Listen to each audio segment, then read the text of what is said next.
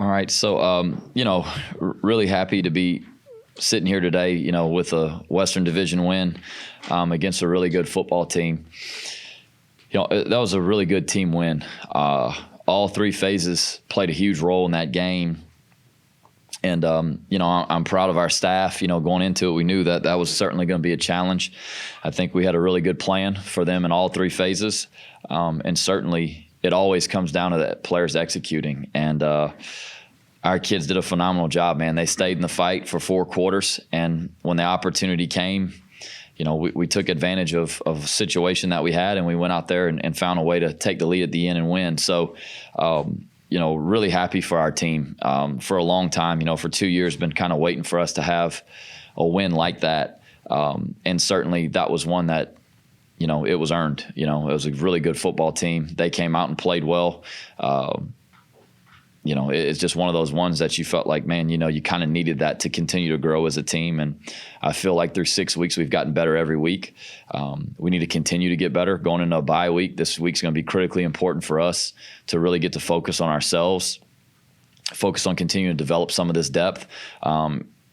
Still a lot of work to do with the starters too now. We're going to inventory the things that we're not doing as well as we want to. We're going to make sure we have a plan to get that going and doing that a little bit better in the second half of the year, because certainly it doesn't get any easier as you look forward at the schedule. So this week will be about us preparing, for the second half of this year and trying to make a run at this thing. So, halfway through, you're in position to still do what you want to do, which is where you want to be going into the bye week.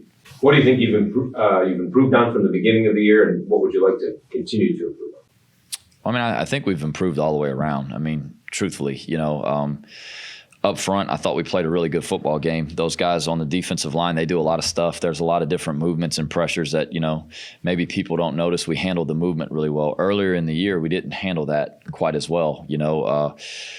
You go back to Northwestern State, the movements really got us, in the pass game and the run game. And then whenever we got some stagnant fronts, we had a little more success. So that was really good for us. I think the running backs played really well. Our receivers are continuing to grow up. And the quarterback play has been really good at times. And certainly there's some things that we're going to keep working to get better at, but it's been really good, and it's given us a chance to win defensively.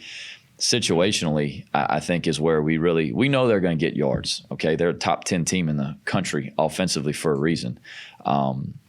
We held them well below their rushing average per carry. We got big red zone stops, whether it be a turnover on downs or forcing field goals, that kept us in the game. And then something that we worked really hard on all off season was our 2-minute defense, and the Buffalo game and then this game, we get huge stops in 2-minute defense, and certainly our 4-minute defense was great. The drive before that forced the punt that got blocked. So, I think we're getting better all the way around. The effort on special teams has been unbelievable. We still got some things to clean up as far as, assignment discipline is what Coach Pascal likes to call it. We still got some of that to clean up a little bit. But we've gotten a lot better in those areas. I think where we have to improve, it's really still the fundamentals position by position, and that's every position group, right? Whether it be playing with inside hands, right, or getting your second step in the ground, right, or staying frontal at the top of routes, or, at quarterback, making sure that we're starting in the right spot and progressing through every time. Defensively, it always comes down to striking and shedding blocks and getting off of blocks. On the back end, continuing to communicate at a higher and higher level where we're all exactly where we need to be, and you don't give up a big play just because someone's a step or two out of position. So it's position by position.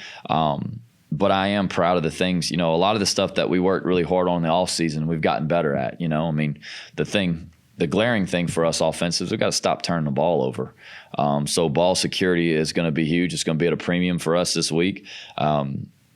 We haven't done a very good job protecting the ball, to say the least, and we're still in a position to go do what we want to do. If we can get that part of it fixed, you feel really good about what we can do the rest of the way. We haven't come close to playing our best game, and that's exciting because of where we're at right now. But we got to start getting closer to that. We're getting closer every week, but we got to get to that. How important is it during a bye week to self-scout and look at kind of some of the tendencies that you have and try to be able to come out of the second half of the season and be able to mix it up a little bit too? Well, I mean, we do mix it up. I mean, we do a lot of different things. And I mean, I think, you have tendencies, for reasons, because that's what you're good at. So you got to continue to do what you're good at, maybe try to hide it and mask it a little bit. But we continually self-scout throughout the year. Not having Caleb, did it change anything, or would y'all have had the exact same defensive game plan and the way you executed the game plan with him, do you think? Kind of couldn't change. His injury happened in practice late in the week. So you're pretty far down that road. I think it took Agu played really well. Once he settled in, he played really well. I think early, maybe not trusting himself enough to be a little bit more aggressive and press some things and drive it. As the game went on, he did a much better job as he settled in and played better. So, maybe you got a little bit more aggression out there early in the game, but Agu played really well. I mean, he's a incredibly talented player who was ready for his moment and did a really good job for us. But we couldn't really change. I mean, on Thursday, you can't really change what you got going on. You have two different game plans. Felt like at times the defense was very soft, especially in the secondary, and maybe it tightened up once it got inside the 20? Yeah, I mean, I think that was kind of the plan is inside the 20. When you get in the red zone with an offense like that, it takes a lot of things away. The vertical threat, I mean, when you got 20 yards to cover, it's not quite the same as open field. Our plan from the beginning was to make them drive the ball. To their credit, they did drive the ball, and they did a good job. They sustained drives better than what they have shown or what we thought they would do. So, you got to kind of say, all right, well, they did some of that a little bit. But once we got in the red area, we knew if we could force field goals and get a couple turnovers on downs, which we did, that could kind of change the game for us a little bit. So, yeah, I mean, it was just kind of the philosophy there. An offense that is that wide open presents a lot of problems in the open field because, I mean, there's the vertical shots, there's all those things. Once you get in the red area, the vertical shot, I mean, you don't have to stay on top of things. You're going to trail it underneath. You can use the back line as a defender. So it does change things a little bit. And, we're able to get them in some long yard situations and able to get some big stops and short yardage to either force a field goal or turn it over. On the punt block, was that something y'all saw during the week and something you thought you might have a shot at? Sure. Yeah. I mean, it wasn't an all-out block. I mean, it was it was kind of a scheme pressure. It was really, I think you have a chance every time you call something like that, because it takes one person, getting through there and doing their job. It was basically like a half block. So it was really to kind of make them punt it quicker than they wanted to. But it was flawlessly executed on the front side. I mean, the fit on the shield was perfect. We blew up the right shield. Dalen, I mean, his jump on the ball, I mean, there wasn't a hesitation. There wasn't a flinch of a false step. I mean, he was rolling off the front foot and he was going. He trimmed the fat off of it and took it off the foot. So it was flawlessly executed. But it wasn't necessarily intent. It wasn't an all-out block. We're actually trying to set Jake up to be able to get a little bit of a return. And a lot of times, I mean, you go back to 2020, whenever we returned the punt against Iowa State, it was a half block that we knew would force the protection down and give you a wall on that side. And it was kind of a similar thought, but it was just really well executed on the front side. How are you guys, or what's the anticipation from an injury standpoint once you guys get off of the off week and headed into Georgia State? Will you guys, like your Caleb Andersons, are you anticipating those guys being back? Well, I mean, you're hoping so. I mean, that's a long time between now and then. I mean, you're hoping so. I mean, he's doing well, he's progressing well, but it would be way too early to say that. I mean, especially with some of these guys that got banged up in the last game. I mean, you got to kind of see where they're at. So it's way too kind of early for me to probably speculate on that. How did you keep Zion's confidence high? This was down 30-21, and you're facing a 3rd and 20. I mean, I say this all the time. I mean, every time, you're in one of those situations, he's got a smile on his face and he's standing in the huddle like it's 1st and 10. I mean, that's just kind of who he is a little bit. I would be lying if I didn't tell you I wasn't a little nervous after he dropped the snap and then took a bad sack. And then I'm like, oh man, there's no way. And, but I believed I believe that he could put us in a position to do something. And, I mean, the go for it right there was like 15 yards anyway. So it was kind of like, well, I mean, you can't punt the ball back to him here. We had a good set of plays that we felt good about, and the first one we dropped the snap, we had some guys open, would have been efficient. Second one, I think he kind of got through his read a little bit fast and wanted to take off, and there really wasn't anything there. And then the third one, he just read it perfectly. I mean, Rob takes the top off of it.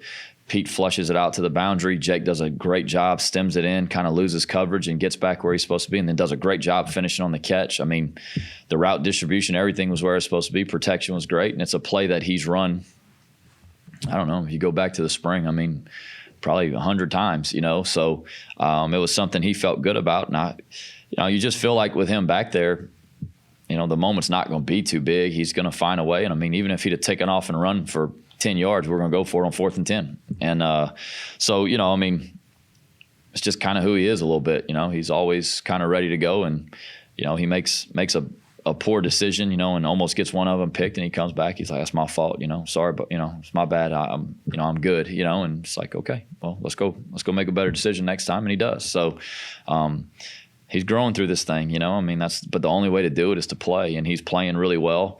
He's doing a lot of really, really good things for us, and I mean, none probably bigger than that play, right? But there's going to be big moments for him. There's going to be some lows too. That's just the nature of that position.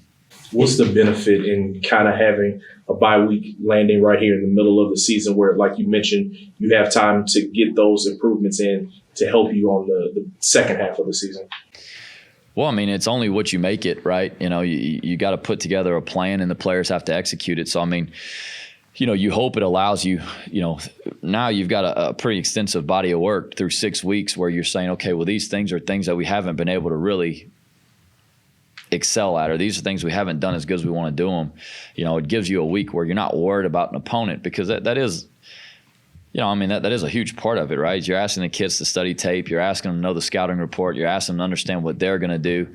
And you really, while you're trying to improve on some things you need to do, this gives you a chance where it's like, I don't really care what the other side does, right? Like, our defense is going to line up and play a bunch of different things. We need to worry about our fundamentals and our rules, and we need to make sure that we go get them fixed. So hopefully it's a big deal for us, but we have to take advantage of it. Otherwise, I mean, you just waste a week. The running game, is it where you thought it would be, a little ahead? And I just continue to be impressed with how hard Jacob Kabote's running. I mean, I'd be lying to you if I said I thought it was going to be this good. I mean, I was really confident that we would have a much better rushing attack than last year. I felt really confident in that. But to do what those guys up front are doing right now, with those tight ends, the way they're playing, and then certainly the running backs. I mean, Jacob Kabote was phenomenal again last night. I mean, some huge runs for us. He's playing really physical, which those are the things that, like, the physical part of it is what he just didn't do as well early on. And I mean, the guy's completely just reinvented himself. And I mean, to have the humility, okay, to be a 6-year senior and have these coaches telling you, hey, you got to change the way that you're doing it. Okay, you got to do these things a lot better, and this is the way you have to do it. Have the humility to say, you know what, I'm just going to go back to ground zero, and this is what I'm just going to take the coach, and I'm going to go do it. I'm going to do these things a lot better. I mean, it's impressive. Not a lot of people are wired that way. I think certainly the quarterback run game helps. Which we were running it early in the year as well. So that's on tape. That's something you've always got a plan for. We're constantly trying to find ways to have the quarterback run as a part of it, right? Whether it's a zone read or a design run. And on defense, you're constantly worried about that, right? Okay, well, how many people do we need to commit to a short side of the formation to make sure they don't pull one on us right here and go? So I think it all feeds off of each other. But I'm proud of our guys and the way that they've bounced back after last year and the way they're competing. And certainly the running back play has been really good. Anything else, Coach? Coach, just real quick about the West and how it seems like it's wide open. I mean, it really is. And can you just talk about how tight it is and the margin of error and the margin of success is it's minute when it comes to, hey, who's on top and who's at the bottom. Yeah, I mean it's a playoff mentality. I mean, you know, if you lose one of them, that could be the one. Yeah, I mean it's that close. And I mean, you know, you look at Troy and South Al, the way they're playing right now, right? They're coming off of huge wins and they're playing really good football right now, right as you get into that, you know, divisional part of the race. Arkansas State has kind of caught fire with this young quarterback that they've got, and they're scoring a bunch of points. I know they had didn't have a great week last week, but for 3 weeks in a row, I mean, they were lighting it up.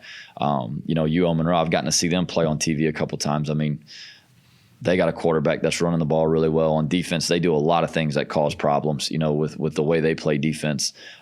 So, I mean, you know, you go to, and obviously Texas State, I mean, y'all know how I felt about them, and obviously everybody can see, you know, they're pretty darn good. So, I mean, top to bottom, I mean, you better prepare every week really well, and then you got to go out and you got to go play well. I mean, I say this all the time, and I know a lot of people, I mean, but if you show up ready to play every week, you have a chance to win every week.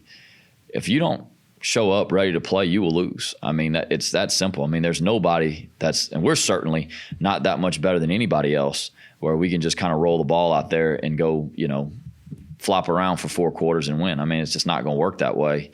And then for us, you add Georgia State to the mix, who's playing pretty darn good right now too. I mean, you know, the next 6 that we have, I mean, it is a playoff mentality.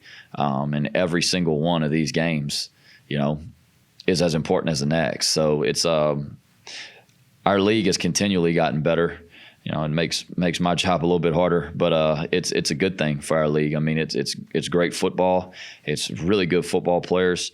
It's really a lot of really good coaches in this league. Well coached football. You know, it's just one of those deals. I mean, you better prepare every week like it matters, because it does.